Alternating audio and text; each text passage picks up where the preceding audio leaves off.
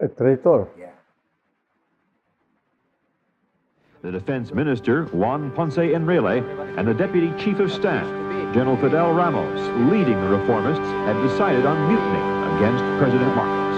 As of now, I cannot in conscience recognize the President as the Commander-in-Chief of the Armed Forces. The first time I was called a traitor was after President Marcos left the country, because they thought that I did what I did because I wanted power. Far from it. It didn't matter me because I was not a traitor.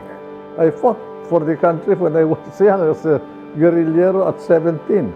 How can I be a traitor to my country? They said that traidor, magnanakaw.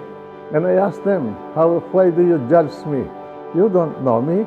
You only know me from what you hear or what you read.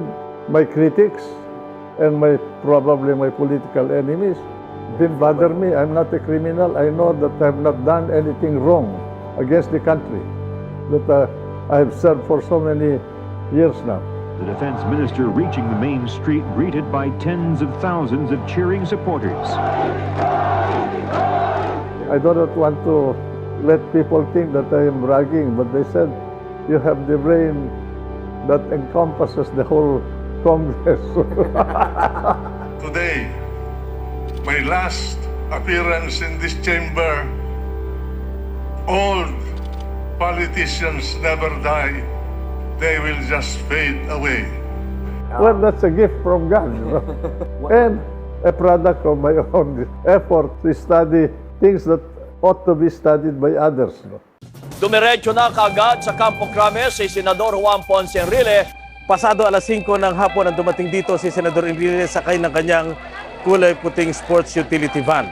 To be incarcerated, it's lonely, but I must tell you that it was paradise compared to what I suffered under the Japanese when I was imprisoned for 90 days. The Japanese invasion of the Philippines was conducted on schedule.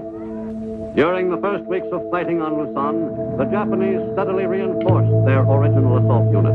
For 90 days, I was being tortured, whipped with the tail of a stingray, giant stingray, hit with for a 2x2 piece of wood, water cured, and electrocuted, literally electrocuted. When my two hands are attached to two wires attached to a generator that was run by a bicycle pedaled by a Japanese soldier. And I could feel the sharp edge of the samurai sword over my neck.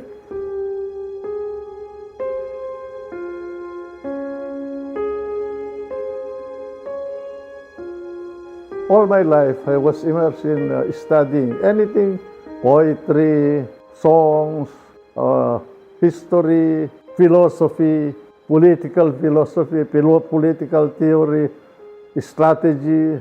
I read Machiavelli, Sun Tzu, Guisardini, and so forth and so on, including the Bible and including the Quran. That has been my habit. So when I was in Camp Crame, my daughter kept bringing books to me.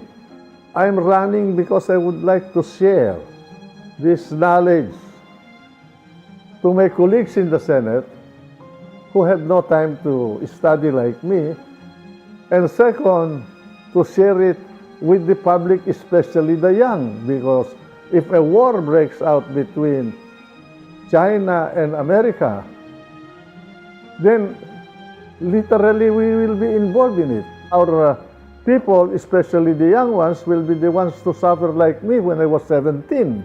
And I must tell you, if there is a war, I would not like you to suffer what we suffered when I was 17.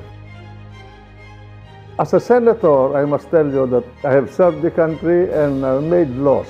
After that, I retired in 2016. I did not become idle.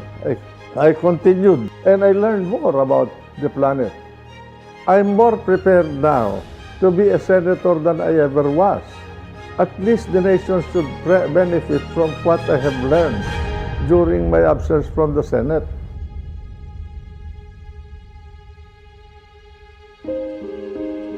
When you are young, you think that you are God. You think that you'll never die. But when you reach my age, you become wiser. You know that there is an end. And there is only one that can determine when that end will come. And that's God. I do not like to say what I would like other people to remember me. Just to remember me as what I was. A young boy who came from the gutters, who made something out of himself, and who became known to be Juan Ponce Enrile. That's all.